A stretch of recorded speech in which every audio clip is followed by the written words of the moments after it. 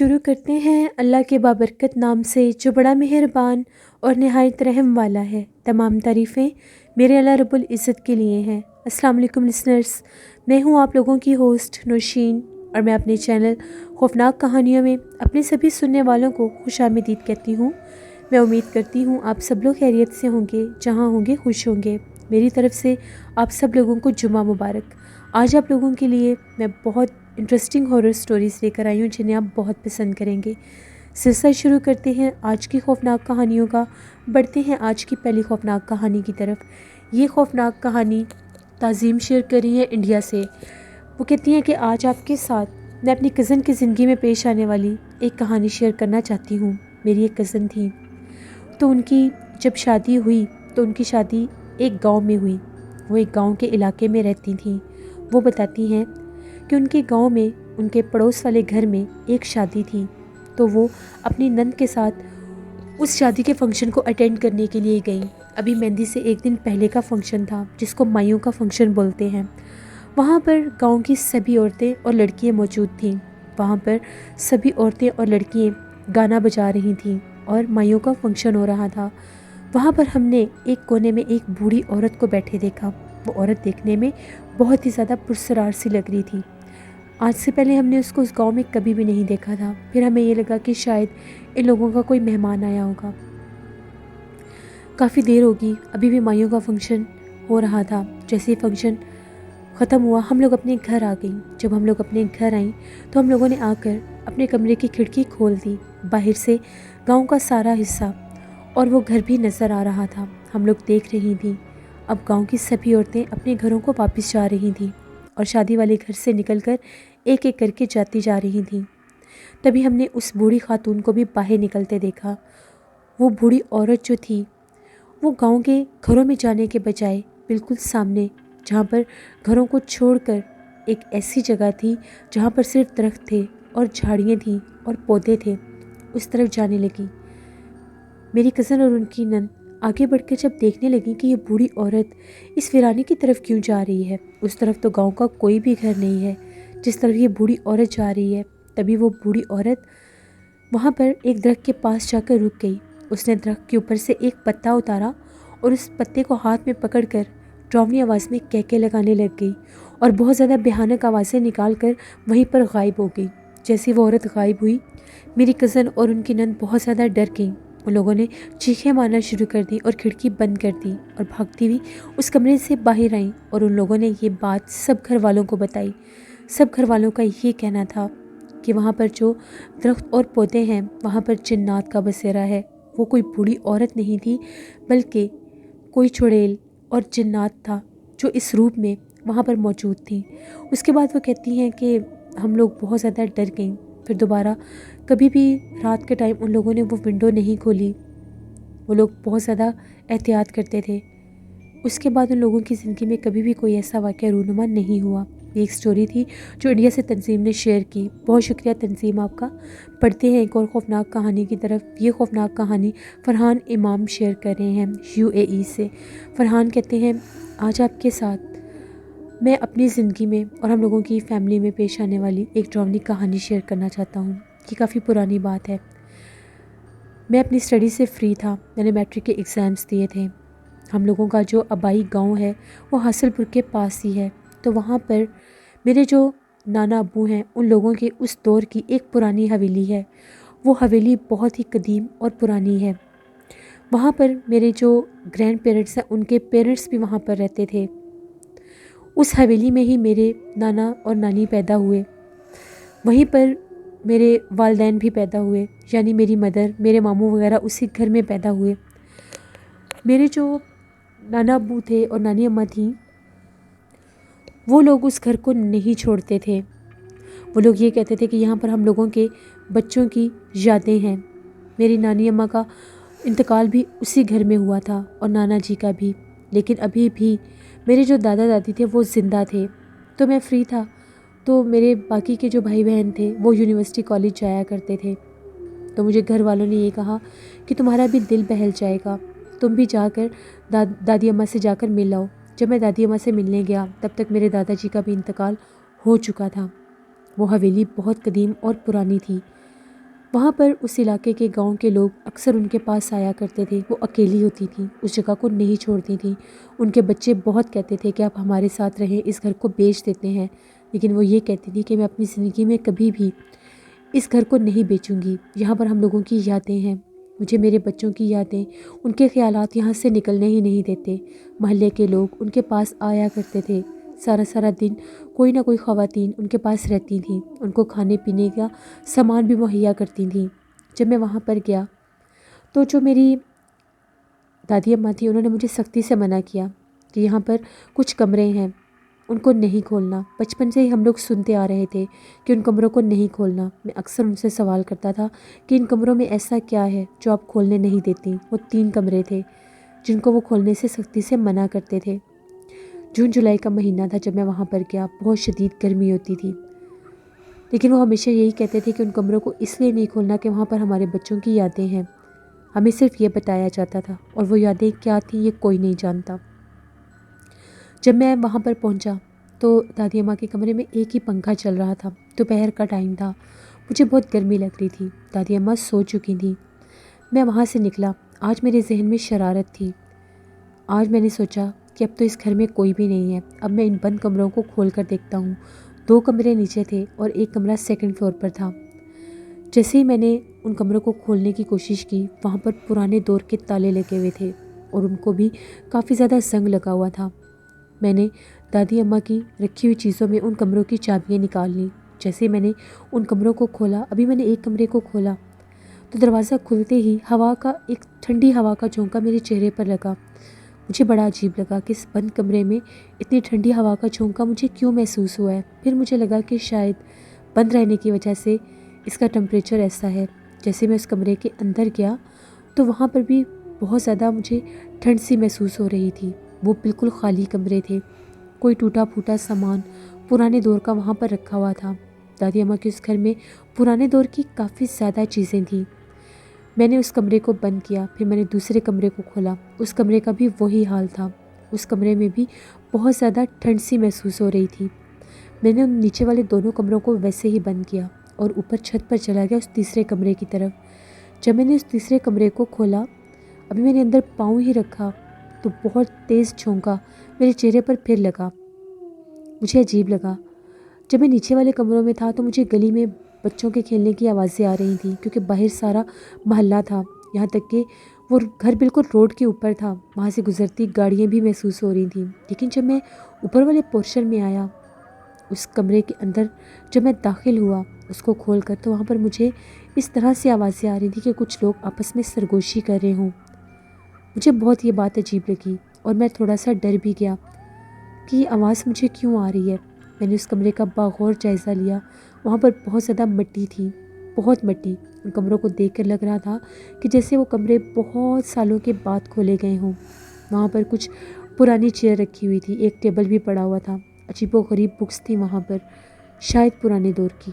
میں نے پھر اس کمرے کو بند کیا. شام کو دادی اماں سے اجازت لے کر میں اپنے گھر آ گیا. کچھ عرصے کے بعد دادی اماں کا بھی انتقال ہو گیا. اب وہ گھر بالکل خالی تھا. وہاں پر کوئی بھی نہیں جاتا تھا، نہ ہی وہاں پر کوئی رہتا تھا. وہاں اسی شہر میں ایک آدمی تھا. وہ کافی بڑا بزنس مین تھا. اس نے میرے ماموں کو اپروچ کیا اور یہ کہا کہ آپ یہ گھر ہمارے آگے بیچ دیں، ہمیں یہ گھر چاہیے، ہم اس گھر کو کوئی کمرشل یوز میں لانا چاہتے ہیں.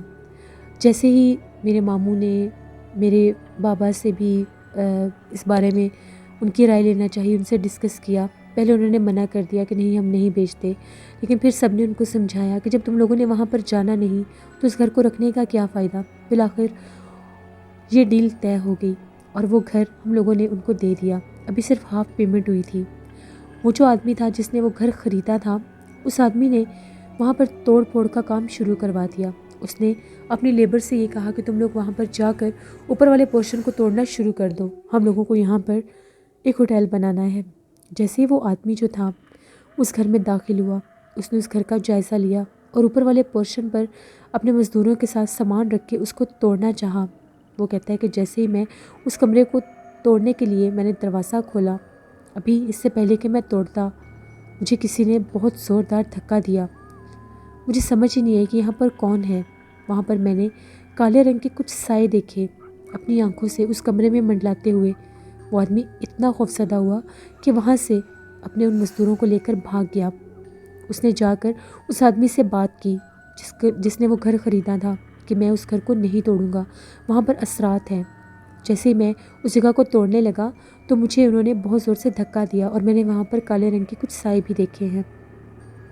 اس آدمی نے ہم لوگوں کے ساتھ بات کی۔ میرے ابو اور میرے ماموں وہاں پر گئے، میں بھی ان کے ساتھ ہی تھا۔ جیسے یہ ساری بات ہوئی وہ ایک مولوی صاحب کو لے کر آئے۔ مولوی صاحب نے جیسے اس جگہ کا جائزہ لیا، مولوی صاحب کا یہ کہنا تھا کہ یہاں پر مسلم جن ہیں۔ جیسے ہی یہ باتیں ہوئی میں نے بھی ان لوگوں کو بتایا کہ میں نے بھی جب ان کمروں کو کھولا تھا تو مجھے یہاں پر وہ محسوس ہوئے تھے، میں نے ان کو یہاں پر دیکھا تھا، ان کی موجودگی مجھے محسوس ہوئی تھی سرگوشی میں، ہوا کے جھونکوں میں۔ ان مولوی صاحب کا یہ کہنا تھا کہ اس جگہ کو ایسے ہی چھوڑ دیں، اگر آپ اس کو توڑنے کی کوشش کریں گے تو آپ لوگوں کو نقصان ہو سکتا ہے، یہاں تک کہ جانی نقصان بھی، کیونکہ یہ مسلمان جن ہیں اور بہت پرانے یہاں پر آباد ہیں، یہ اس جگہ کو کبھی بھی نہیں چھوڑیں گے۔ جب میری بات سنی تو ان کا یہ کہنا تھا کہ آپ کے جو گرینڈ پیرنٹس تھے وہ بہت عبادت گزار تھے، یہاں پر عبادت کرتے تھے اور وہ نیچے والے پورشن میں رہتے تھے، اوپر والے پورشن میں بہت کم آتے تھے۔ ان لوگوں نے ان جنات کو کبھی تنگ کیا ہی نہیں، جن کمروں میں یہ موجود تھے انہوں نے ان کمروں کو بھی بند کر دیا تھا، اس وجہ سے ان جنات نے ان کو کوئی نقصان نہیں پہنچایا اور ان کی وجہ سے ہی آپ بھی بچ گئے تھے۔ لیکن یہ لوگ یہاں پر اس جگہ کو توڑنے کے غرض سے آئے تھے، اس لیے ان جنات نے اپنا آپ ظاہر کیا۔ ہو سکتا ہے وہ گھر آج بھی وہاں پر موجود ہو۔ جب میں کبھی پاکستان آؤں گا اور اگر میں اس پرانے حاصل پور میں گیا تو میں وہاں پر جا کر اس گھر کو دیکھوں گا، اور اگر وہ گھر موجود ہوا تو میں آپ کے ساتھ اس کے امیجز ضرور شیئر کروں گا۔ یہ ایک سٹوری تھی جو فرحان امام نے میرے ساتھ شیئر کی۔ بہت شکریہ فرحان آپ کا۔ بڑھتے ہیں ایک اور خوفناک کہانی کی طرف۔ یہ خوفناک کہانی ایبٹ آباد سے عثمان شیئر کر رہے ہیں۔ عثمان کہتے ہیں، مجھے بچپن سے ہی عملیات کا بہت زیادہ شوق تھا، مجھے بہت زیادہ شوق تھا کہ میں علم سیکھوں، میرے پاس بھی ایسے عملیات ہوں جن سے میں غیر مرئی مخلوقات کو دیکھ سکوں یا ان سے ہم کلام ہو سکوں۔ اس سلسلے میں میرے ایک استاد صاحب تھے، میں ان کے پاس گیا، ان کے پاس بہت سی قوتیں تھیں جن کے ذریعے وہ کام کروایا کرتے تھے۔ میں نے ان سے یہ کہا کہ مجھے حمزات کا علم سیکھنے میں بہت زیادہ شوق ہے، میں حمزات کا علم سیکھنا چاہتا ہوں۔ لیکن میرے جو استاد صاحب تھے وہ حمزات کے عامل نہیں تھے، انہوں نے اپنے موکلات اور جنات کے ذریعے پتہ کروایا تو ان کو پتہ چلا کہ ایک آدمی ہے جو ایبٹ آباد سے آگے کوہستان میں ہرونالہ کے قریب ایک عامل ہے، وہ حمزات کا عامل ہے، اس سلسلے میں آپ کو اس کے پاس جانا ہوگا۔ میرے استاد صاحب اس آدمی کے پاس گئے، وہ جو عامل تھا، اس کو جا کر بتایا کہ میرا ایک شاگرد ہے، وہ حمزات کا عمل کرنا چاہتا ہے، لیکن وہ جو عامل تھے انہوں نے ان کو پہلی بار واپس بھیج دیا اور ایک بہت بڑی کڑی شرط رکھی۔ جب وہ واپس آئے تو میرے استاد صاحب کی کچھ طبیعت خراب ہو گئی، ان کو بخار ہو گیا۔ دیکھتے دیکھتے نصرات نے ان کا بہت برا حال کیا، سورج چڑھتا تھا تو ان کی حالت غیر ہو جاتی تھی، ان کے سر میں اتنا شدید درد اٹھتا تھا کہ ان کو ہاسپٹل لے کر جانا پڑتا تھا، وہاں پر ان کو ڈرپس لگنے لگ گئیں۔ پھر ہم لوگوں نے اس عامل سے رابطہ کیا تو اس کا یہ کہنا تھا کہ جس طرح سے پری اور دیو کا اثر ہوتا ہے، سایہ ہوتا ہے، اسی طرح سے حمزات کا بھی ایک سایہ ہوتا ہے۔ اس عامل کے حمزات نے میرے استاد جی کے اوپر اپنا اثر کر دیا تھا، جس کی وجہ سے وہ بیمار ہو گئے تھے۔ پھر میرے استاد جی کو اس نے یہ کہا کہ کچھ دن کے بعد آپ خود بخود ٹھیک ہو جائیں گے۔ بالآخر دوسری بار جب میرے استاد جی اس کے پاس گئے تو اس نے حمزات کا علم دے دیا، میں نے حمزات کا جو علم تھا وہ کرنا شروع کر دیا۔ جب میں نے وہ عمل شروع کیا، وہ 82 دن کا عمل تھا، 41 دن مجھے سورۃ یاسین مخصوص انداز سے پڑھنی تھی اور اگلے 41 دن سورۃ مزمل پڑھنی تھی، لیکن اس کے ساتھ کچھ بہت سی شرائط تھیں، ان شرائط اور پرہیز کو کرنے میں میں کچھ ناکام رہا، جس کی وجہ سے میں نے بہت سے نقصان دیکھے۔ وہ سب میں آپ کے ساتھ شیئر کروں گا کہ کس طرح سے ان عملیات کے ساتھ انسانی زندگی پر اثرات ہوتے ہیں۔ میں نیکسٹ پارٹ میں آپ کے ساتھ وہ ساری باتیں شیئر کروں گا۔ یہ ایک سٹوری تھی جو محمد عثمان نے میرے ساتھ شیئر کی، جو کہ ایبٹ آباد کے ہیں۔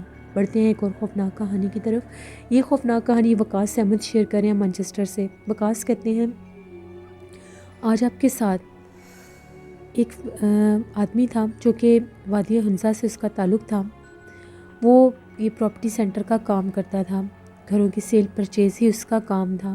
وہ بتاتا ہے کہ ایک دفعہ مجھے ایک بہت بڑے گھر کے بارے میں پتہ چلا اور وہ گھر کافی زیادہ سستے داموں میں فروخت ہو رہا تھا۔ جب مجھے پتہ چلا کہ یہ گھر تو بڑا کمرشل ایریا میں ہے اور ہے بھی بہت بڑا اور اس کی قیمت اتنی کم ہے، میں وہاں پر گیا، اس گھر کا میں نے وزٹ کیا اور میں نے اس گھر کو خرید لیا۔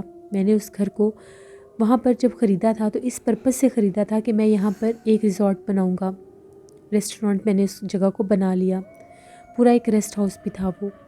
وہاں پر گرمیوں میں تو بہت بکنگ ہوتی تھی، گرمیوں میں وہاں پر بہت لوگ آتے تھے، لیکن سردیوں میں وہاں پر بہت کم لوگ آیا کرتے تھے۔ وہاں پر وزیر آباد سے ایک فیملی آئی ہوئی تھی، ان لوگوں نے وہاں پر سیکنڈ فلور کے اوپر 3 کمرے لیے۔ وہ لوگ وہاں پر 4 دن کے لیے آئے تھے، لیکن دوسرے دن ہی وہ لوگ وہاں سے چلے گئے اور وہ لوگ بہت زیادہ پریشان تھے، کچھ بتائے بنا ہی وہ لوگ وہاں سے چلے گئے۔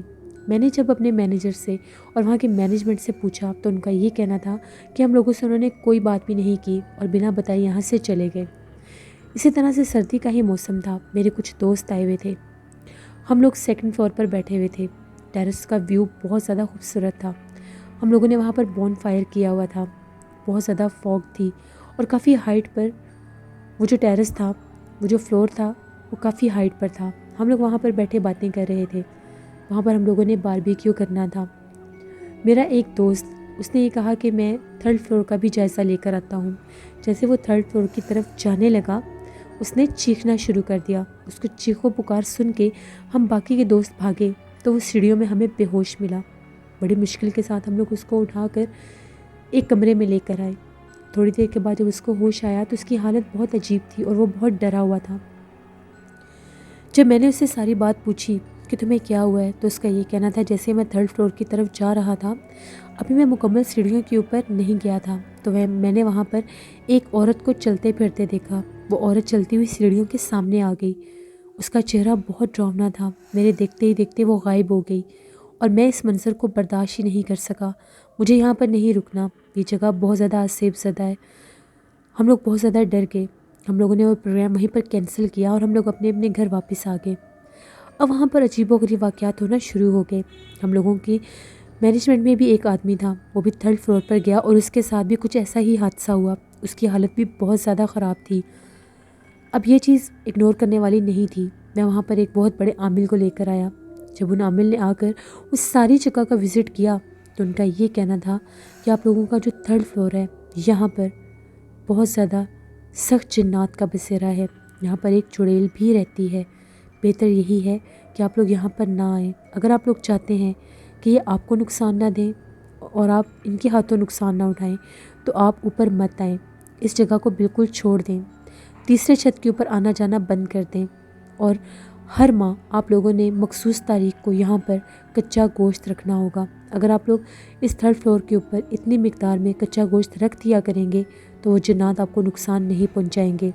پھر باقاعدہ جس طرح سے ایک معاہدہ طے پاتا ہے وہ معاہدہ سا طے ہو گیا، ہر چاند کی مخصوص تاریخوں میں 3rd فلور کے اوپر کچا گوشت رکھوانا ہوتا تھا۔ اس کے بعد ان جنات نے کبھی بھی اپنا اثر ظاہر نہیں کیا۔ پھر وہاں پر کافی عرصہ ان لوگوں نے کام کیا، وہ لوگ یہ کہتے تھے کہ ہم لوگوں کا ہوٹل بہت زیادہ کامیابی سے چلنے لگ گیا، کوئی بھی ان میں سے 3rd فلور پر نہیں جاتا تھا، یہاں تک کہ وہاں پر پبلک کے آنے جانے کا راستہ ہی بند کر دیا گیا، صرف وہی مخصوص لوگ اوپر آ جا سکتے تھے جنہوں نے وہاں پر وہ میٹ رکھنا ہوتا تھا۔ یہ ایک سٹوری تھی جو وقاص احمد نے مانچسٹر سے شیئر کی۔ بہت شکریہ وقاص احمد آپ کا۔ بڑھتے ہیں ایک اور خوفناک کہانی کی طرف۔ یہ خوفناک کہانی رضوانہ شیئر کر رہی ہیں۔ رضوانہ کہتی ہیں میں بھلوال کی رہنے والی ہوں اور آج آپ کے ساتھ ایک بہت ہی زیادہ ڈراؤنی کہانی شیئر کرنا چاہتی ہوں۔ ہم لوگوں کا جو گھر ہے وہ کافی زیادہ بڑا گھر ہے، یعنی یہ کہہ سکتے ہیں کہ ہم لوگوں کے گھر کی جو جگہ ہے وہ بہت زیادہ بڑی ہے۔ ایک حصے میں ہم لوگوں کے گھر کی عمارت ہے، یعنی کمرے ہیں، وہ بھی کچھ پکے ہیں اور کچھ ان میں سے ابھی بھی مٹی کے ہیں۔ ہم لوگوں کی گھر کی جو بیک سائیڈ ہے وہاں پر کافی زیادہ درخت بھی ہیں، ایک بہت بڑا گراؤنڈ بھی ہے، وہاں پر ہم لوگوں نے ایک ٹوائلٹ بھی بنوایا ہوا ہے۔ بعض اوقات ایسے مہمان بھی آ جاتے ہیں جن کو گھروں کے اندر میں ہم لوگ نہیں لا سکتے تو وہ لوگ اکثر اس واش روم کی طرف چلے جایا کرتے ہیں، وہ بالکل ہم لوگوں کے گھر کی بیک سائیڈ بنتی ہے۔ ہم لوگوں کے گھر ایک دفعہ ہم لوگوں کے کچھ ملازم تھے جو وہیں پر رہتے ہیں، ان لوگوں کے ابھی بھی کمرے کچے ہی ہیں اور وہ ہم لوگوں کی عمارت سے تھوڑے ہٹ کے ہیں۔ ہم لوگوں نے ان کو یہی کہا تھا کہ آپ لوگ وہ والا واش روم یوز کر لیا کریں۔ ہم لوگوں کا جو ایک ملازم تھا اس کی ایک خالہ آئی ہوئی تھی اور وہ کافی زیادہ بوڑھی تھی، ان کو رات کے ٹائم واش روم میں جانا تھا۔ وہ اس کمرے سے نکلی اور واش روم کی طرف جانے لگی۔ اس واش روم سے پہلے وہاں پر ایک بہت بڑا پیپل کا درخت بھی آتا تھا۔ جیسے وہ واش روم کی طرف جانے لگی، انہوں نے وہاں پر ایک عورت کو دیکھا جو اس درخت کے پاس چل پھر رہی تھی۔ جیسے وہ بوڑھی اماں وہاں پر جانے لگی، ان کو اندھیرے میں کچھ نظر نہیں آ رہا تھا، تو انہوں نے اپنے بیٹے کو آوازیں دینا شروع کر دی۔ اب جیسے وہ اپنے بیٹے کو آوازیں دے رہی تھی، وہ عورت جو وہاں پر پھر رہی تھی، اس عورت نے ان کی نقلیں اتارنا شروع کر دیں اور ان کی آواز میں عجیب و غریب آوازیں بنا کر نکالنے لگ گئی۔ وہ بوڑھی خاتون بہت زیادہ ڈر گئیں اور فوراً سے وہاں سے واپس آ گئیں اور آ کر انہوں نے یہ بات اپنے بیٹے کو بتائی۔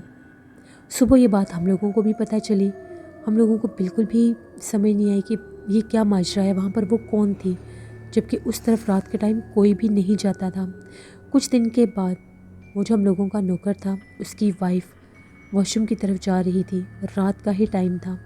وہ کہتی ہے جیسے میں واش روم کے پاس جانے سے پہلے اس درخت کے پاس سے گزری، ایک دم سے وہ عورت میرے سامنے آ گئی۔ وہ بہت زیادہ ڈراؤنے انداز میں ہنس رہی تھی اور ہاتھ ہلا کر مجھے اپنے پاس بلا رہی تھی۔ وہ لڑکی اتنا زیادہ خوفزدہ ہوئی کہ بھاگتے ہوئی واپس آ گئی۔ وہاں پر ایک شور برپا ہو گیا، ہم لوگ بھی جاگ گئے۔ جب ہم لوگوں نے باہر آ کر دیکھا تو وہ چیخ رہی تھی اور رو رہی تھی۔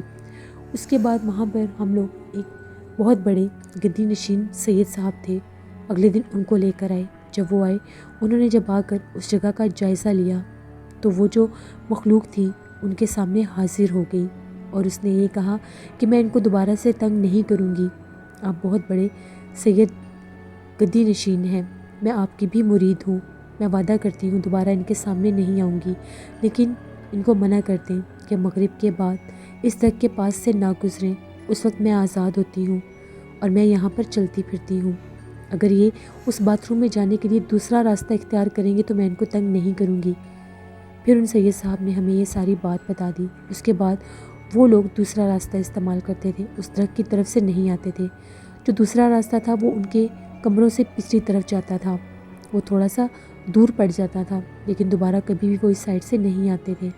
بہت سے لوگوں کا یہ کہنا تھا اکثر ہمیں وہاں پر وہ عورت چلتی پھرتی نظر آتی تھی، لیکن دوبارہ نہ تو وہ کسی سے مخاطب ہوتی تھی اور نہ ہی اپنا آپ ظاہر کرتی تھی۔ یہ ایک کہانی تھی جو رضوانہ نے بھلوال سے شیئر کی۔ بہت شکریہ رضوانہ آپ کا۔ جس سے یہ تھی آج کی خوفناک کہانی ہے۔ اپنا فیڈ بیک مجھے ضرور دیں، آپ لوگوں کو کیسی لگی۔ آپ لوگ بھی اپنی خوفناک کہانیاں شیئر کر سکتے ہیں ڈسکرپشن باکس میں دیے گئے ای میل آئی ڈی nushinvir57@gmail.com پر۔ اس کے علاوہ آپ لوگ مجھے کمنٹ باکس میں بھی سٹوری شیئر کر سکتے ہیں۔ قبر کا بیٹا ناول کی آج لاسٹ ایپیسوڈ ہے جو میں نے ہارر اردو سینٹر پر آن ایئر کر دی ہے۔ اس کے بعد میں ایک نیا ناول سٹارٹ کروں اور نیو ناول انشاءاللہ میں جلدی سٹارٹ کروں گی۔ اب نیکسٹ ناول کون سا ہوگا یہ بھی میں اس کا نیم آن ایئر نہیں کر سکتی۔ آپ لوگ بھی مجھے سجیشن دے سکتے ہیں۔ انشاءاللہ کل آپ لوگوں کے ساتھ پھر ملاقات ہوگی کسی نئی خوفناک کہانی میں۔ اپنا بہت سا خیال رکھیے گا، اپنی ڈھیروں دعاؤں میں مجھے میری فیملی کو ضرور یاد رکھیے گا۔ Thank you for watching, stay blessed, اللہ نگہبان۔